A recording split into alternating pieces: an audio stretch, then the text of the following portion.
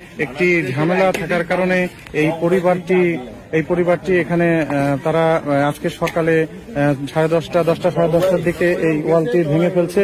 আসসালামু আলাইকুম ওয়া রাহমাতুল্লাহ। আলহামদুলিল্লাহি রাব্বিল আলামিন ওয়াল আকিবাতু লিল মুত্তাকিন ওয়াসসালাতু ওয়াসসালামু আলা রাসূলিহিল কারীম। আম্মা বা'দু ফাআউযু বিল্লাহি মিনাশ শাইতানির রাজীম। বিসমিল্লাহির রহমানির রহিম। ওয়ালা তাবগিল ফাসাদা ফিল আরদ ইন্নাল্লাহা লা ইউহিব্বুল মুফসিদিন। সম্মানিত দর্শক ও শ্রোতা, আশা করি মহান আল্লাহ রাব্বুল আলামিনের অশেষ মেহেরবানিতে সকলে ভালো এবং সুস্থ রয়েছেন।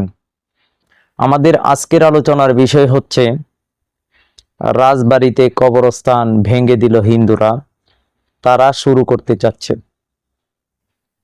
আপনারা জানেন সাম্প্রতিক সময়ে বাংলাদেশে গাইবান্ধার পলাশবাড়িতে রাম মূর্তি নির্মাণকে কেন্দ্র করে দেশে বিদেশে আলোচনা সমালোচনা হচ্ছে। তারই মধ্যে রাজবাড়িতে মুসলিমদের কবরস্থান ভেঙে দিল হিন্দুরা, তারা শুরু করতে চাচ্ছে। তারা সীমান্তের ওপারে শুরু করে দিয়েছে, সেটি তারা এপারেও করতে চাচ্ছে, অর্থাৎ বাংলাদেশেও তারা ধর্মীয় দাঙ্গা লাগাতে চাচ্ছে। যারই ফলশ্রুতিতে রাজবাড়িতে দীর্ঘ 212 বছর পুরানো কবরস্থানকে ভেঙে দিল সেখানকার উগ্র হিন্দুরা। প্রশ্ন উঠতেছে, এদেশে প্রচলিত আইন থাকার পরেও আইনকে তোয়াক্কা না করে কিভাবে মুসলিম অধ্যুষিত এলাকায় মুসলিমদেরই কবরস্থানকে ভেঙে দেওয়ার দুঃসাহস তারা দেখাতে পারে? তাদের খুঁটির জোর আসলে কোথায়? তারা আসলে কি করতে চাচ্ছে? আমরা বরাবরই আপনাদেরকে উগ্র হিন্দুত্ববাদীদের ফিতনার ব্যাপারে সতর্ক করে আসতেছি। যেই ফিতনা এখন আর কোনো অলীক স্বপ্ন বা গল্প নয়, তারা শুরু করে দিয়েছে, যেটির বাস্তবতা আজকে আমরা দেখতেছি। এমত অবস্থায় প্রশ্ন হচ্ছে, তারা এই ফিতনা এপারে, সীমান্তের এপারে অর্থাৎ বাংলাদেশে করার দুঃসাহস কিভাবে পায়?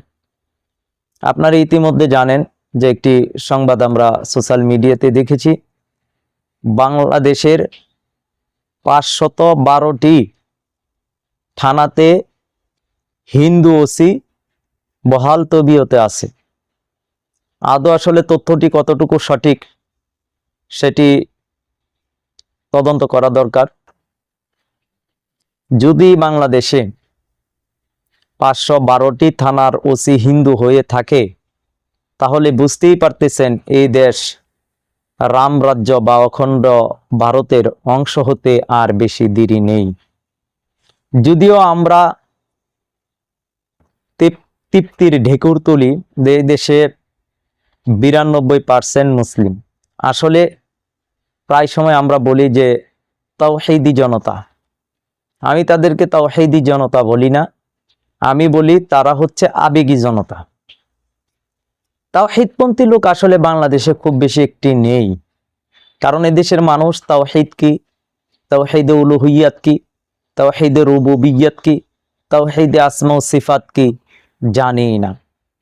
এদেশের মানুষ ইমানের প্রথম রুকন যেটি তগুত বর্জন, তগুত তারা চিনে না। তারা বর্জনীয় বিষয় ইস্তেনাবুল আরবাব, ইস্তেনাবুল আন্দাদ, ইস্তেনাবুল আলিহা, ইস্তেনাবুল তাওয়াগি, এই বিষয় তারা জানেই না। তবু আমরা তৃপ্তির ডেকুর তুলি এদেশে 92% মুসলমান। যদি 92% মুসলমান হয়, তাহলে গণতন্ত্র যারা করে, গণতন্ত্রকে যারা সাপোর্ট করে, গণতন্ত্র যারা প্রতিষ্ঠা করে, তাদেরকেও তারা কি মুসলিম বলে? সেকুলার যারা, তারাও কি মুসলিম? ভাগ করে দেখেন তো, 10% মুসলিম পান কিনা তাওহীদপন্থী একত্ববাদে বিশ্বাসী। আমরা তো দেখি যে আসলে 4-5% মুসলিমও নাই যারা প্রকৃতপক্ষেই খেলাফতের চেতনা লালন করে, ইসলামী ইমারাতের চেতনা লালন করে। এজন্যই দেখি যে এই দেশে ষড়যন্ত্র করার পরেও এই মুসলিমদের ঘুম ভাঙে না।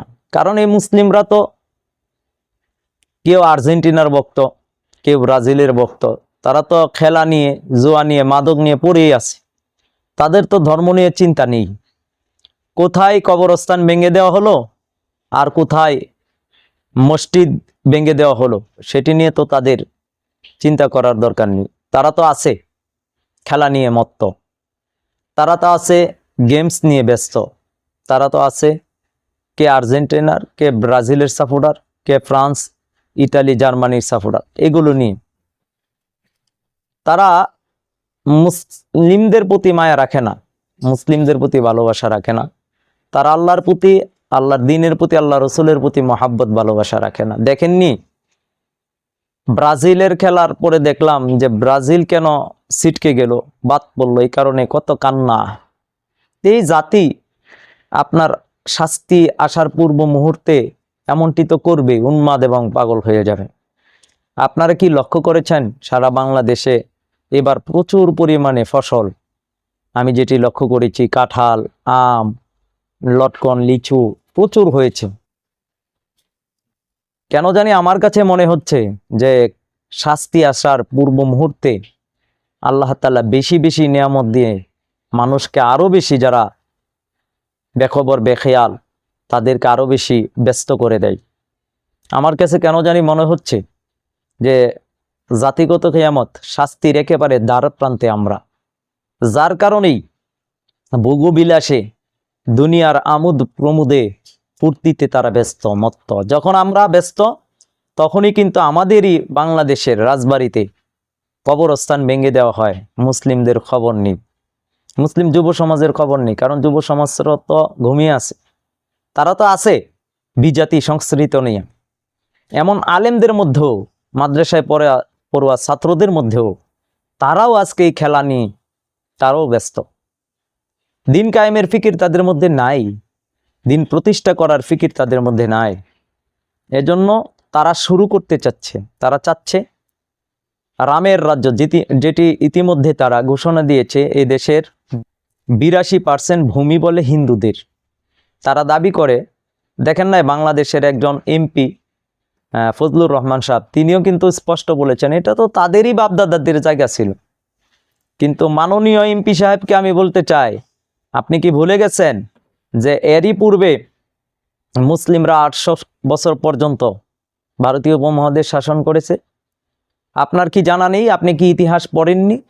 যে কোরআন কি আপনি পড়েননি? এই ভূমির বৈধ উত্তরাধিকারী তো হচ্ছে মুসলিমরা।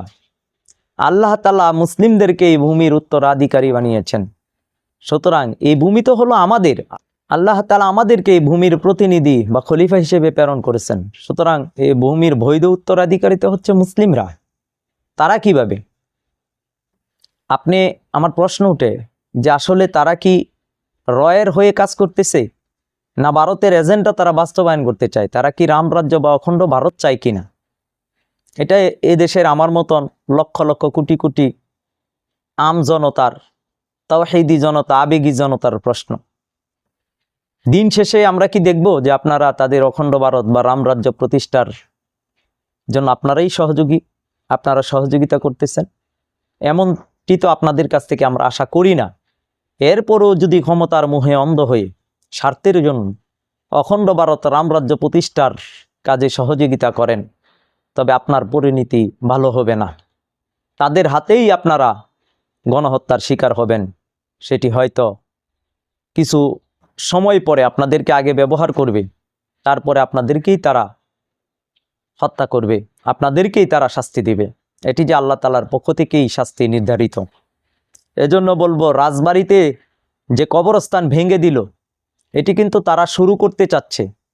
তারা এই দেশে একটি সাম্প্রদায়িক দাঙ্গা লাগাতে চাচ্ছে ভারতীয় সামরিক অভিযান পরিচালনা করার জন্য।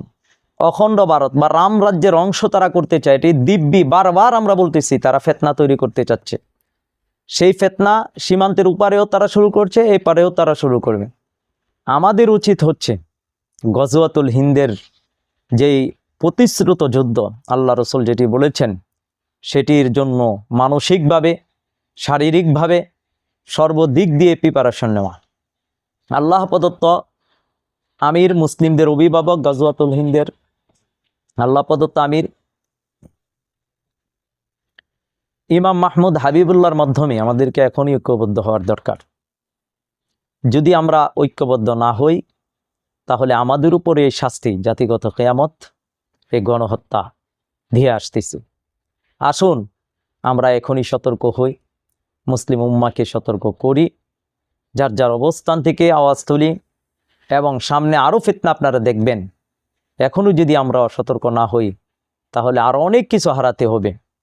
আল্লাহ তাআলা আসন্ন জাতিগত কিয়ামত থেকে, এই ফিতনা থেকে মুসলিম উম্মাকে হেফাজত করুন।